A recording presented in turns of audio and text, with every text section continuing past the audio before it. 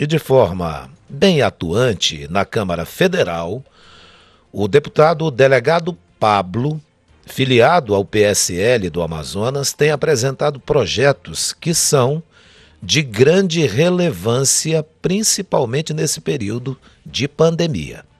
Um desses projetos é a chamada vacinação estratégica para 2 milhões de pessoas em apenas um dia no Amazonas. Você fala, mas como? Não é? É isso que a gente vai saber numa entrevista com o deputado federal, que é o delegado Pablo. Os dois começam com P, são parlamentares, são delegados, mas é o delegado Pablo, que vem de forma calada, atuando, trabalhando e vem mostrando o serviço que a população também quer saber. Então daqui a pouco a gente vai conversar com ele sobre esse assunto, também falar sobre outros projetos apresentados em relação a essa pandemia. Já está conosco aí o deputado federal delegado Pablo. Bom dia, deputado federal delegado Pablo. Como vai o senhor? Tudo bem? A gente pode ter... Como é que vai, meu amigo? Tudo jóia? Tudo bem, graças a Deus. Eu já alerto a nossa população que podemos ter algum problema, porque essa entrevista é pela internet, né? E a gente pode ter, mas já estamos vendo a imagem do nosso entrevistado, o deputado federal delegado Pablo. Como vai o senhor? Bom dia, muito obrigado por atender a nossa equipe, deputado delegado Pablo. É um prazer falar aqui para a Rede Diária de Comunicação. É muito bom começar o dia já trazendo informações para a população amazonense. Bem, deputado, para iniciar essa nossa conversa, eu ainda há pouco falei aqui, vou repetir porque talvez o senhor não tenha escutado, que de forma atuante na Câmara Federal, o senhor, que é afiliado ao PSL, tem apresentado projetos de grande relevância e que nem sempre são aí colocados na mídia. Um desses projetos, principalmente, tem a ver nesse período da pandemia, e que é a vacinação estratégica para 2 milhões de pessoas em apenas um dia. É isso mesmo? É verdade, Patrick. Fiz contato com o nosso ministro da Saúde, o anterior, e já estou fazendo com o atual. Conversei com o presidente dos tribunais superiores do TSE e também com o ministro das Relações Exteriores, com o general Ramos. Apresentei para todos eles um projeto que é uma ideia, uma proposta para a gente fazer uma campanha de vacinação em massa. A minha opinião, Patrick, é que no momento, o que eu escuto de todas as pessoas nas ruas, nas redes sociais, é que há uma esperança muito grande dos brasileiros serem vacinados o mais breve possível. E a forma como a campanha de vacinação vai sendo colocada, que é muito lenta, muito devagar, através de grupos prioritários, ela está jogando a vacinação da maior parte da população adulta para um futuro incerto. Então a gente precisa fazer uma campanha de vacinação onde todas as pessoas, de modo democrático e indistinto, recebam a vacina rápida e velozmente.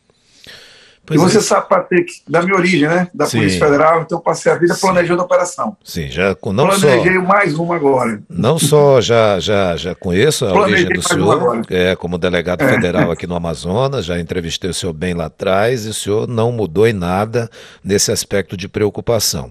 Mas esse número de 2 milhões de pessoas em apenas um dia, ele é impactante, ele realmente deixa a gente, poxa, caramba, como é que pode nessa vacinação?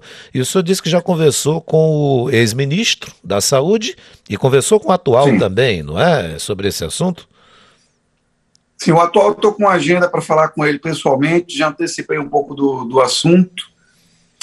A ideia é levar a expertise, a experiência que nós temos de planejar grandes ações, como acontece, por exemplo, no processo eleitoral e como acontece nos processos de cumprimento de mandatos que a Polícia Federal faz, que é prever todas as contingências, as dificuldades e todos os locais onde a gente deveria fazer a vacinação e organizar uma estrutura que já é feita, por exemplo, no processo eleitoral, para que a vacina chegue nos 4 cantos do estado do Amazonas.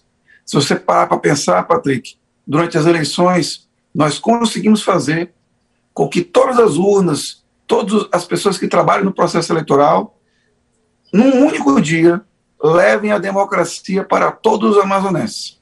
Todo mundo sai das suas casas, chega nas sessões eleitorais, cumpre a sua função democrática e recebe a resposta do Estado no mesmo dia. a gente pode fazer a mesma coisa que a vacinação. É só adaptar o processo. Entendi. Eu já apresentei essa proposta inteira. Uhum.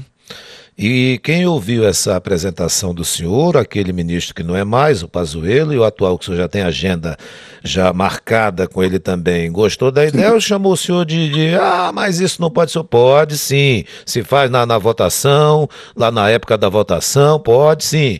O senhor bateu o pé, como é que foi essa sua parte e a reação dessas pessoas? Olha, eu vou lhe contar uma coisa, Patrick. Além de falar com eles, como nós estávamos. Esse projeto eu já encaminhei ao Ministério tem quase um mês, e também ao Tribunal Superior Eleitoral, o ministro Barroso e várias outras autoridades gostaram muito do projeto. Recebi resposta do TSE de que isso é bastante viável e possível, até porque eles já estão acostumados a fazer isso desde 1996, Patrick. Levar as urnas eletrônicas para os lugares mais difíceis do Brasil, seja no frio do Rio Grande do Sul, seja no meio da floresta amazônica. A democracia, o processo eleitoral, já foi testado muitas vezes, inclusive testado agora na pandemia. Em novembro tivemos eleições. Então, nem a situação de emergência de saúde impediu o TSE de levar as urnas nos 4 cantos do Brasil. A gente pode fazer essa mesma lógica, utilizar a mesma disciplina, o que é mais importante, porque durante as eleições nós temos um uso de meios. O nosso Estado brasileiro tem poucos meios, Patrick. Então a gente consegue, através de um planejamento amplo, conseguir colocar todas as forças de segurança, entidades públicas e privadas, para trabalhar ao mesmo tempo numa soma de esforços e levar a democracia às pessoas. Por que não fazer a mesma coisa com a vacina? A vacina era um processo tão importante quanto, e a gente tem que comparar não só essa força que o Estado tem, mas principalmente a resposta que o Estado entrega. Eu arrisco dizer, Patrick, que é o único dia que todo brasileiro é igual, é o dia das eleições. É isso mesmo, eu também concordo com o senhor.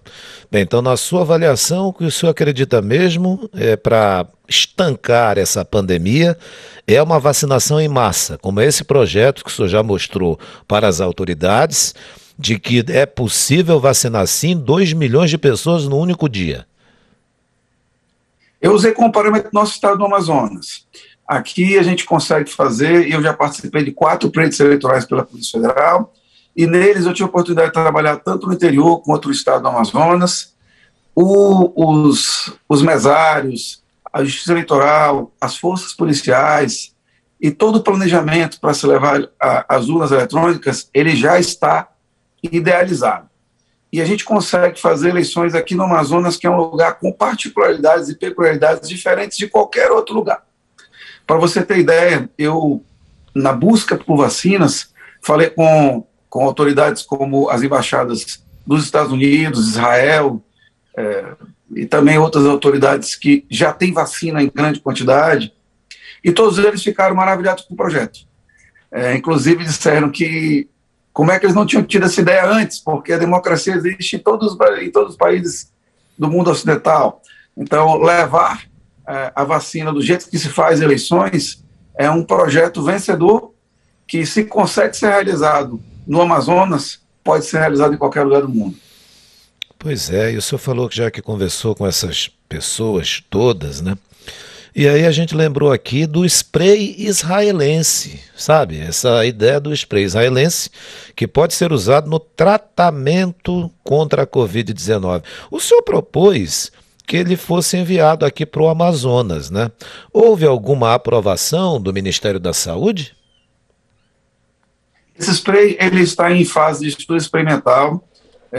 O que os israelenses queriam fazer com o Brasil no primeiro momento, e essa resposta eu tive dos representantes da Embaixada de Israel, é uma parceria com instituições tanto de ensino como técnicas, universidades, instituições como Fiocruz ou Biomanguinhos, que possam processar ele segundo as regras brasileiras para conseguir o registro da Anvisa o mais breve possível, porque o estudo dele ainda é em caráter experimental. Mas ele tem uma eficácia altíssima, principalmente em pacientes graves, Patrick, que é o mais importante. Ele é um spray utilizado, algumas pessoas já conhecem a dinâmica dele, eu posso fazer um exemplo, é como um rinossoro, como um outro tipo de spray nasal mesmo, que ele ajuda a melhorar o quadro de oxigenação e de respiração do paciente que está acamado, perto do UTI. Então, ele é muito importante porque ele ajuda a salvar aquelas vidas que já estão bastante atingidas por conta desse vírus, que hoje ainda é uma incógnita. Agora, deputado federal delegado Pablo, a gente não pode esquecer que nessa pandemia já houve 3 trocas no Ministério da Saúde, né? Tinha lá o Mandetta com aquela fala mansa dele e tudo mais. Depois teve o Tait, mais ligado na ciência. Tait foi assim um relâmpago, passou que nem um relâmpago, um meteoro. Aí veio o general. O general dizendo que era o cara que era expert em logística, mas mandou vacina trocada, né? Que era para o Amazonas, foi lá para o Amapá, e do Amapá, quantidade mínima, veio para cá, saiu também. Entrou agora um outro ministro, cardiologista, que está mais alinhado, parece que com o presidente. Então, eu pergunto ao senhor, essa situação toda não compromete um trabalho mais correto na vacinação, numa pandemia dessa que tem tirado milhares de vidas? Patrick, a gente espera uma estabilidade do governo, tanto do governo federal como dos governos estaduais e municipais, para que a vacinação e outras políticas públicas de saúde não se tornem numa questão puramente política. Nós estamos trabalhando com pessoas que precisam de vacina, com vidas. A gente tem que deixar de politizar essa matéria e transformar isso numa questão de emergência de saúde.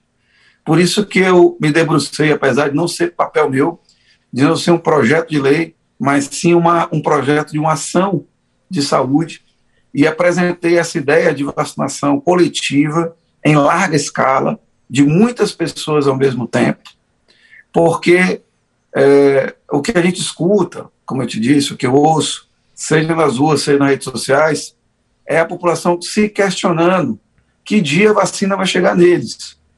É preciso de planejamento, porque essa falha de vacina, ela vai acabar. Essa falta de vacina, ela vai acabar. O que eu tenho ouvido ontem mesmo, em jornais de grande circulação, na rede, na mídia, é que, por exemplo, só a Fiocruz vai entregar até o final do ano 200 milhões de doses de vacina. O Brasil já comprou 100 milhões de doses da Pfizer e comprou mais outras quase 40 milhões de doses da Janssen. Então, vacina nós vamos ter.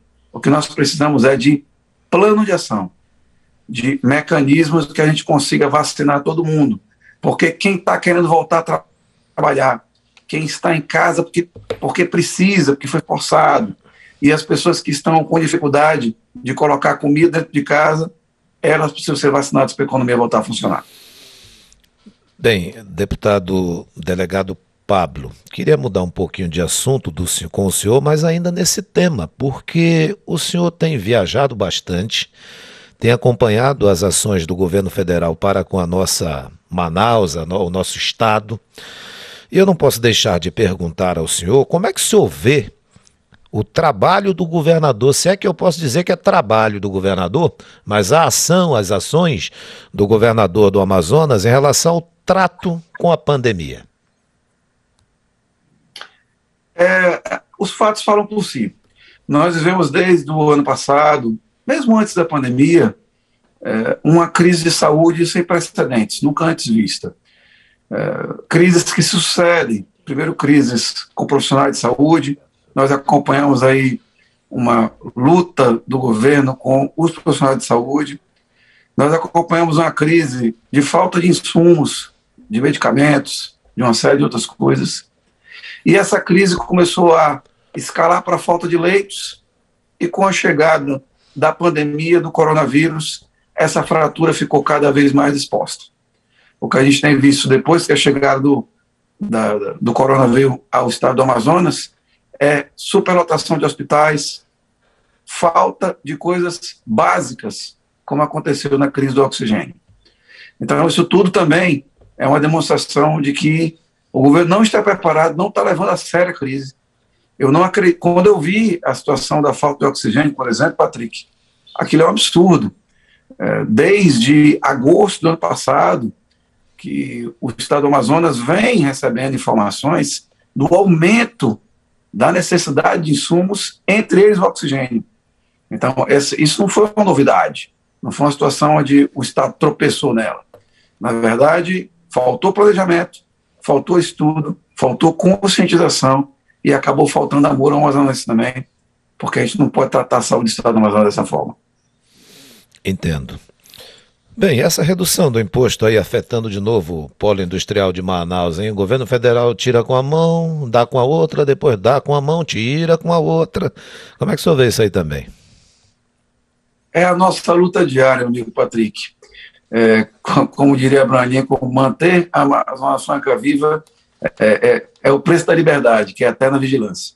Nós temos que estar o tempo todo vigilantes. Nós temos um projeto vencedor, que é o nosso polo industrial.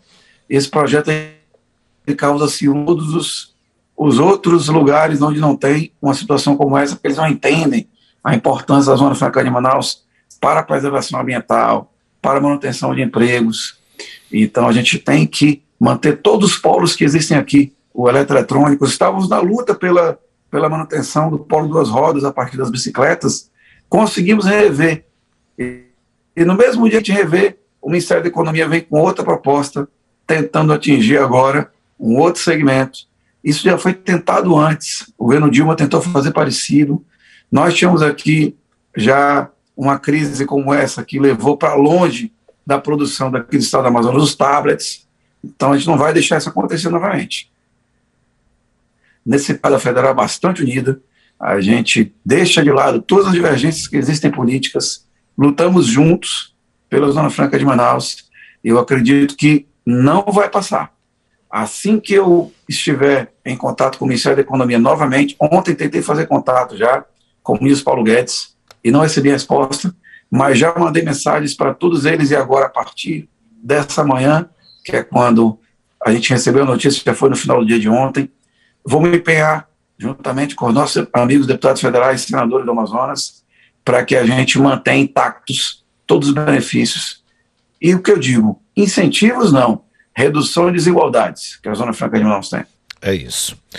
Muito obrigado ao senhor por sua participação conosco ao vivo, aqui no Jornal Diário da Manhã, na Record News Manaus, na Rádio Diário, no D24am.com também. Esse é o deputado delegado Pablo, que tem a voz mansa, não precisa fazer alvoroço e gritar, e aquela... Não, é exatamente isso. Mas está trabalhando, muitas vezes sozinho, e encontrando vitórias para o nosso estado. Obrigado, deputado delegado Pablo. Felicidades, bom dia. E a qualquer momento a gente vai, de novo, pedir uma participação do senhor para projetos importantes aqui para o nosso estado e soluções. Tenha um bom dia. Obrigado, Patrick. Um bom dia para todos os ouvintes da Rede Diário de Comunicação. Uma felicidade estar com você. Só mencionar, estou aqui às ordens. Muito bom obrigado. Dia a todos. A gente vai sim, aspas, incomodar muito o senhor. Bom dia.